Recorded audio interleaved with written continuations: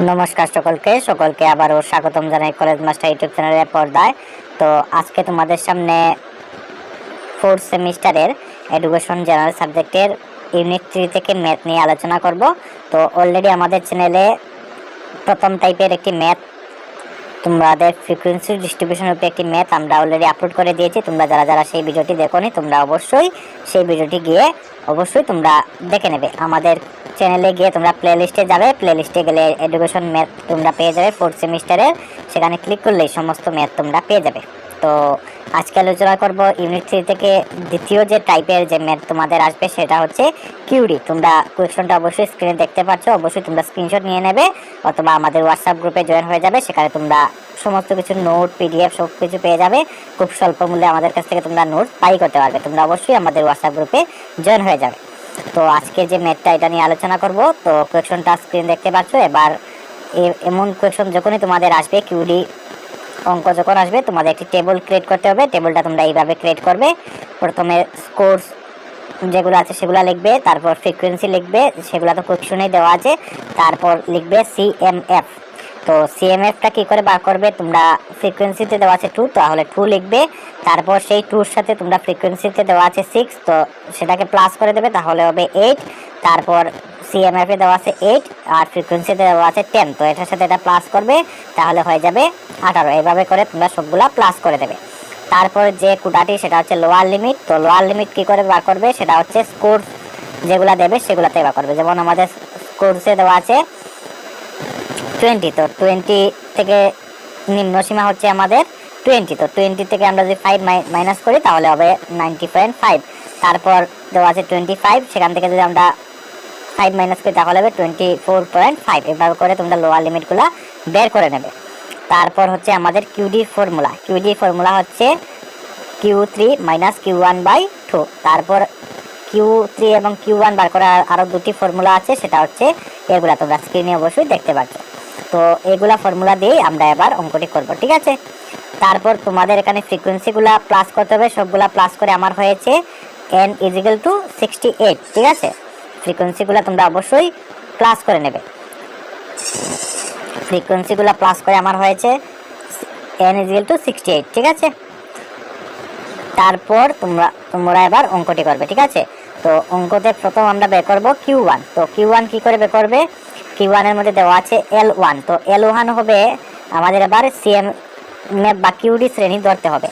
তো আমাদের L1 সূত্রে দেওয়া আছে n/4, ঠিক আছে। তো আমাদের n আছে কত, 68। এটাকে যদি আমি 4 দিয়ে ডিভাইড করি তাহলে আমার হবে 17।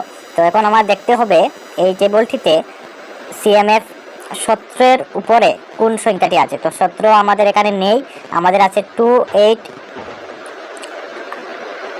18, ঠিক আছে। তো আমাদের 17 নেই, তো 17 থেকে বড় শ্রেণী আমাদের হচ্ছে 18। অতএব আমার কিউডি শ্রেণী হয়ে যাবে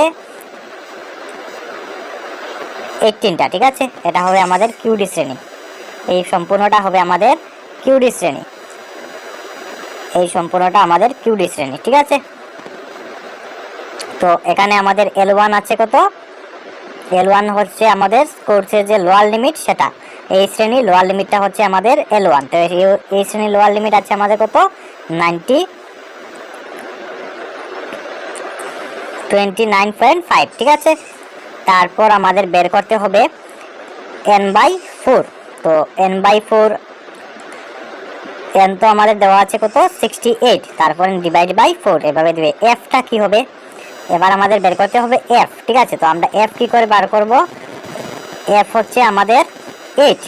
যে শ্রেণী আমাদের সিএমএফ এর শ্রেণী আমরা ধরেছিলাম কত, এই শ্রেণীটা 30 to 34 হচ্ছে আমাদের সিএমএফ এর শ্রেণী। তো সের আগের শ্রেণীর যে সিএমএফটা আছে সেটা আমাদের হবে এফ। তো এখানে আমাদের আছে 8, তো আমরা 8 সেখানে লিখলাম, ঠিক আছে।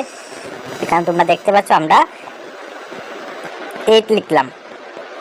তারপর এফ হচ্ছে আমাদের 10।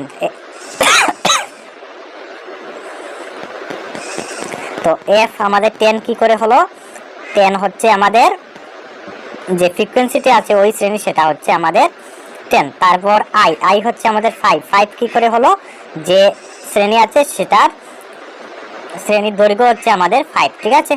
এইভাবে করে তোমরা ক্যালকুলেট করলে তোমাদের Q1 বের হয়ে যাবে। তারপর আমাদের বার করতে হবে L3। তো L3 বা Q3 আমরা কি করে বার করব? আমাদের এখানে দেওয়া আছে n 3n, ঠিক আছে, divided by 4, 3n divided by 4।